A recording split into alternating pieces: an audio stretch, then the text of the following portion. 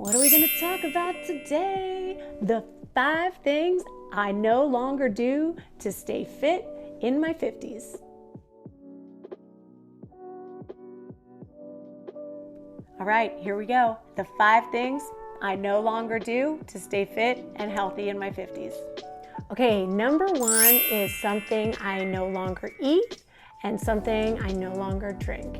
I no longer eat energy bars or drink energy drinks. Sure, they can be super convenient in a pinch, but not all energy bars and drinks are created equal. How come I no longer eat and drink these things? Well, I work from home now and I can eat real food when I'm hungry. So let's talk a little bit more about these things. The purchase of energy bars and drinks has been on the rise for a long time. And I'm sure one of the main reasons is, like I said, they're just super convenient. These bars and drinks have been around for a long time now, but there are actually some adverse effects that you just might not know about. One thing I found super interesting was that the FDA has no formal definition for the term energy that's used in these products. And most of the bars and drinks out there just don't provide sufficient nutrients for the amount of calories that a lot of them have. Energy also can mean just added vitamins, and usually it's the B vitamins. And the B vitamins that are added to the bars and the drinks can easily be achieved through food. So unless you're somebody who is deficient in B vitamins, a lot of these bars and drinks just won't even help you. And the other thing regarding the B vitamins is they usually have a higher amount than what is actually recommended daily. So in the case of some nutrients, more is not better and can actually be harmful. As far as energy drinks go, they usually have one or more central nervous system stimulants. The main stimulant I am talking about is, you guessed it, caffeine. So in the case of a lot of these bars and drinks, they're just not providing enough fuel for your brain and your body. Another thing you might not know is that the supplement market is just not regulated, and energy bars are part of that supplement market. So let's specifically talk about the concerns with energy drinks. So there's been a lot of concern about the negative side effects from energy drinks, and some of those side effects include rapid heartbeat, nausea, headache, dizziness. It can cause aggression in some people, and the list goes on, and none of it is good. But I'm not saying that all these energy bars and these energy drinks are bad for you. I mean, I used to eat them and I used to drink them probably more often than I should have, just because of that convenience. And there are some decent ones out there. I love the bars that are just fruit and nut bars. Those are awesome. Ones that are just real food. And there are also some drinks out there that are not that bad for you. But one thing you want to take note of is you don't want to be having any extra caffeine on top of an energy drink or any sort of stimulant or any sort of alcohol. So as I said in the beginning, not all energy bars and drinks are created equal. So go somewhere like Whole Foods and read some labels, and you know what? Put some in your bag for an emergency, but try not to rely on these types of items every single day, pre-workout or post-workout. One thing I talk to my clients about frequently is just always being prepared pre-workout and especially post-workout, so that you get some protein within at least a half hour after a hard strength training workout. And some of the easiest ways to do it is just with yogurt or some nuts or even a protein drink. What I'll do is put a scoop of protein powder in a big shaker bottle, and after my workout, I'll just add water to that, shake it up, good to go. No need for an energy bar after the workout. But again, if you're in a bind or you have one at the bottom of your purse and there's no other food to be found, go for it. It's not going to kill you. But let's move on to number 2. All right, we ready? Number 2, something I never ever do anymore.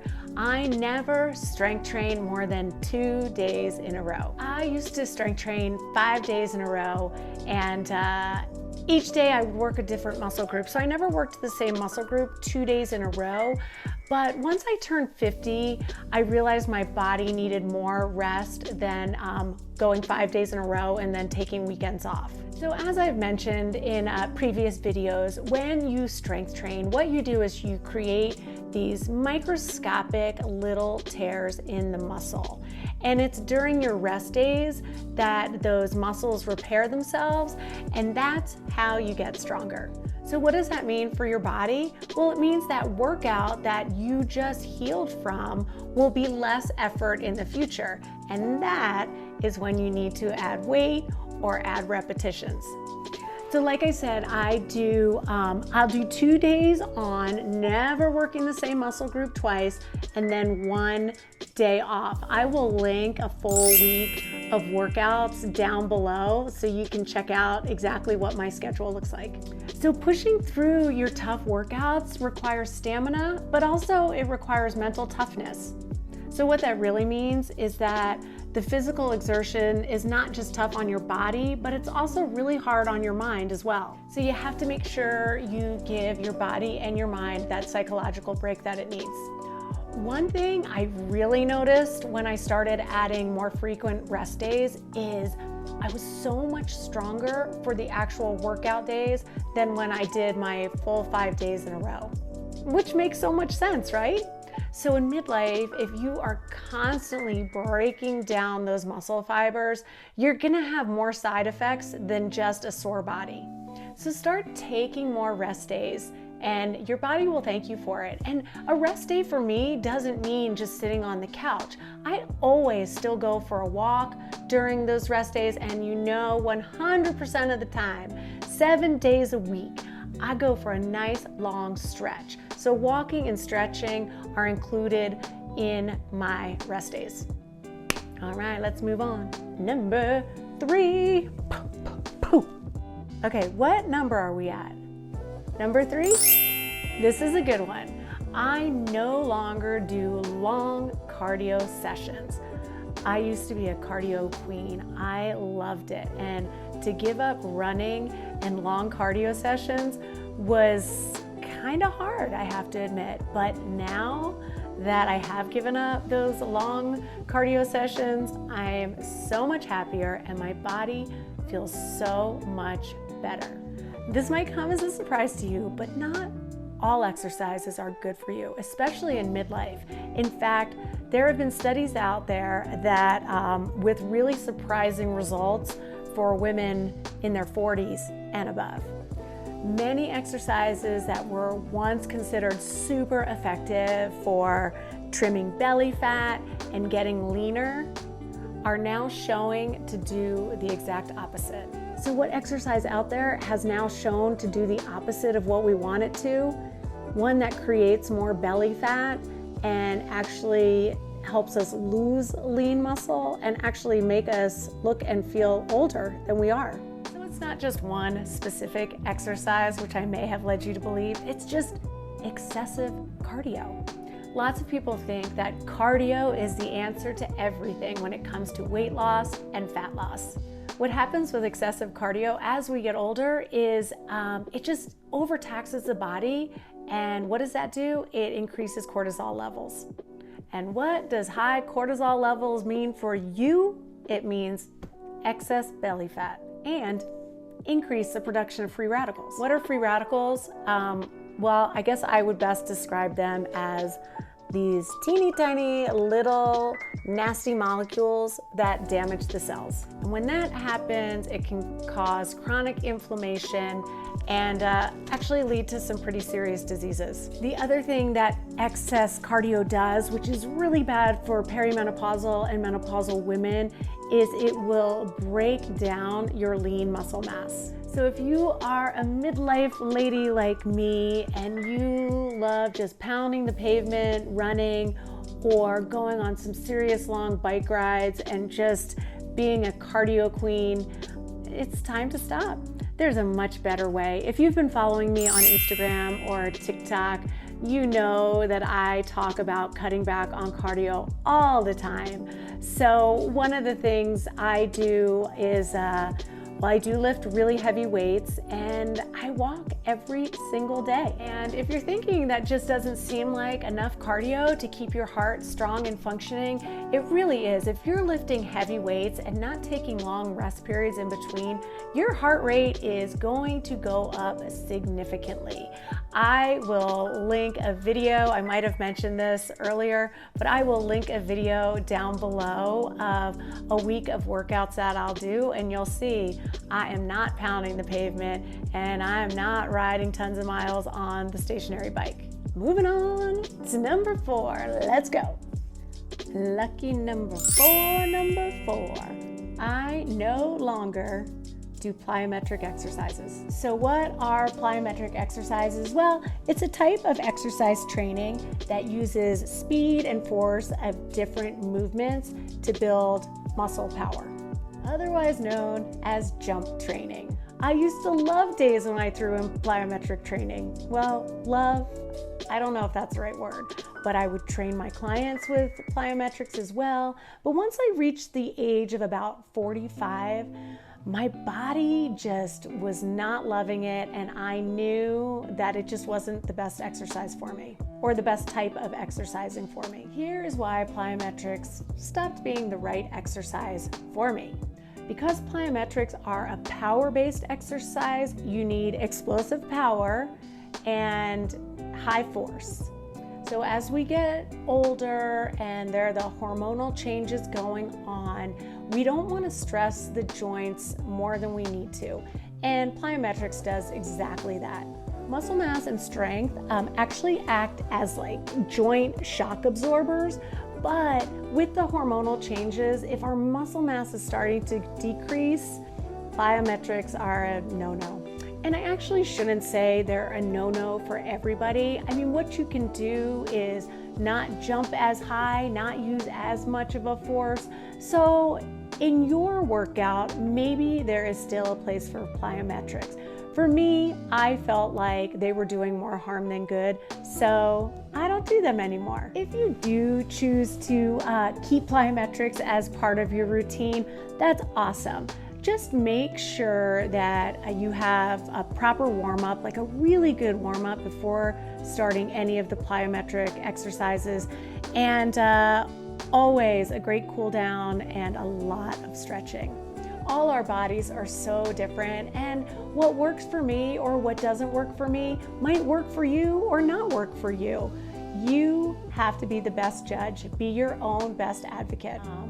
I don't know if I should say this, and please don't give me crap for it down below, but this is my own personal opinion, but I think burpees are the worst exercise out there.